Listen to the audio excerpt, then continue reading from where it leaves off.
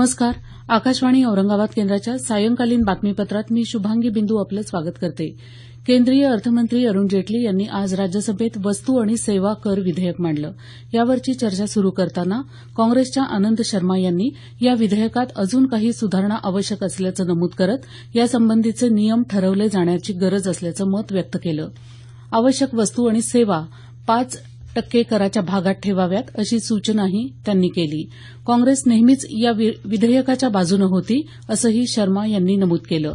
यानंतर भारतीय जनता पक्षाचे भूपेंद्र यादव, समाजवादी पक्षाचे नरेश अग्रवाल, अण्णा द्रमुक पक्षाचे एस.आर. बालसुब्रमण्यम, तृणमूल काँग्रेसचे डेरेक ओ ब्रायन, द्रमुकचे टी.एस. एलंगोवन यांनी या विधेयकाबद्दल आपले विचार मांडले.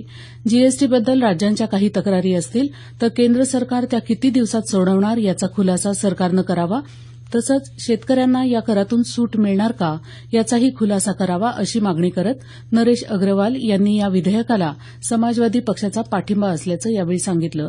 जीएसटी लागू झाल्यानंतर जो कर जमा होईल त्याचा योग्य तो हिस्सा स्थानिक स्वराज्य संस्थांपर्यंत योग्य रीतीनं न पोहोचल्यास त्या संस्थांची आर्थिक गणितं बिघडतील अशी भीती काँग्रेसचे दिग्विजय सिंह यांनी व्यक्त केली. तसंच ही प्रक्रिया ऑनलाईन केल्यामुळे जिथे वीज किंवा इंटरनेट उपलब्ध नाही तिथे अडचण येईल अशी काळजीही त्यांनी व्यक्त केली.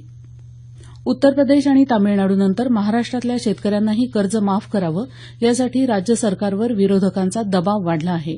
सरकारनं वाटल्यास कर्ज काढावं पण शेतकऱ्यांना कर्जमाफी द्यावी अशी मागणी शिवसेनेचे आमदार शंभूराजे देसाई यांनी आज विधानसभेत केली. या पार्श्वभूमीवर आज मुख्यमंत्री देवेंद्र फडणवीस यांनी विधानसभेत निवेदन केलं. उत्तर प्रदेशातल्या कर्जमाफीच्या मॉडेलचा अभ्यास करण्याचे आदेश राज्याच्या वित्त सचिवांना दिले असल्याची तसंच राज्य सरकार शेतकऱ्यांच्या पाठीशी असल्याची ग्वाही मुख्यमंत्री देवेंद्र फडणवीस यांनी यावेळी दिली. विधिमंडळाचं अर्थसंकल्पीय अधिवेशन सुरू झाल्यापासून काँग्रेस, राष्ट्रवादी काँग्रेस, शेतकरी कामगार पक्ष, समाजवादी पक्ष आणि जोगेंद्र कवाडे यांच्या पक्षासह सत्ताधारी शिवसेनेनंही महाराष्ट्रातल्या कर्जबाजारी शेतकऱ्यांचं कर्ज माफ करण्याची मागणी लावून धरली होती. आफ्रिकन विद्यार्थ्यांसह देशातल्या सर्व परदेशी नागरिकांच्या सुरक्षिततेसाठी सरकार प्रतिबद्ध असल्याचा पुनरुच्चार सरकारनं केला आहे. ग्रेटर नोएडा इथे एका नायजेरियन व्यक्तीवर नुकत्याच झालेल्या हल्ल्यासंदर्भात आज लोकसभेत बोलताना परराष्ट्र मंत्री सुषमा स्वराज यांनी हे प्रतिपादन केलं.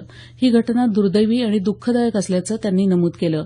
यासंदर्भात 6 लोकांना अटक करण्यात आल्याची माहितीही स्वराज यांनी दिली. गिलगिट आणि बाल्टिस्तान हा आपला 5वा प्रांत असल्याचा पाकिस्तानचा दावा भारतानं पूर्णपणे फेटाळून लावला असून पाकिस्ताननं हा दावा केल्या दिवशीच तो अमान्य असल्याचं सांगत भारतानं या दाव्याबद्दल पाकिस्तानचा निषेध केला होता अशी माहितीही सुषमा स्वराज यांनी आज लोकसभेत शून्य प्रहरात दिली. शिवसेनेचे उस्मानाबादचे खासदार रवींद्र गायकवाड यांच्यावर विमान कंपन्यांनी घातलेल्या बंदीचा प्रश्न लवकर न सोडवल्यास संसदेत निदर्शनं करण्याचा इशारा या पक्षानं आज लोकसभेत दिला. एअर इंडियाच्या कर्मचाऱ्याला कथितरित्या मारहाण केल्यानंतर सर्व विमान कंपन्यांनी गायकवाड यांना सेवा न देण्याचा निर्णय घेतला आहे. विमान कंपन्या प्रवाशांशी उद्धटपणे वागत असून त्यांनी घातलेल्या बंदीमुळे गायकवाड यांच्या संवैधानिक हक्कांचं उल्लंघन झाल्याचं प्रतिपादन शिवसेनेचे आनंदराव अडसूळ यांनी केलं. या प्रकरणी लक्ष घालण्यात येईल असं उत्तर लोकसभा अध्यक्ष सुमित्रा महाजन यांनी दिलं. गोव्यातले माजी काँग्रेस आमदार विश्वजित राणे उद्या भारतीय जनता पक्षात प्रवेश करणार आहेत. मागच्या महिन्यात मुख्यमंत्री मनोहर पर्रिकर यांच्यावरच्या विश्वासदर्शक ठरावाविरुद्ध मतदान करण्याचा काँग्रेसचा व्हीप मोडल्यानंतर राणे यांनी काँग्रेस सदस्यत्वाचा राजीनामा दिला होता. कोणत्याही अटीशिवाय राणे उद्या भाजपामध्ये प्रवेश करणार असल्याची माहिती भाजपाचे गोवा प्रदेशाध्यक्ष विनय तेंडुलकर यांनी पीटीआय या वृत्तसंस्थेला आज दिली.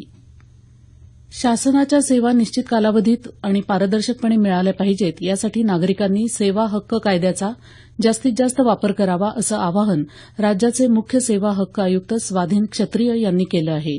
मुंबईतल्या नरिमन पॉइंट इथल्या निर्मल इमारतीतल्या राज्य मुख्य सेवा हक्क आयुक्त कार्यालयाचं उद्घाटन आज त्यांच्या हस्ते झालं त्यावेळी ते बोलत होते. नागरिकांना मिळणाऱ्या सेवेमध्ये विलंब करणाऱ्या अधिकाऱ्यांवर सेवा हक्क कायद्याअंतर्गत कारवाई करण्याची तरतूद असून शासनानं ऑनलाईन केलेल्या 25 विभागांच्या 379 सेवांचा नागरिकांनी जास्तीत जास्त लाभ घ्यावा असं आवाहनही क्षत्रिय यांनी यावेळी केलं.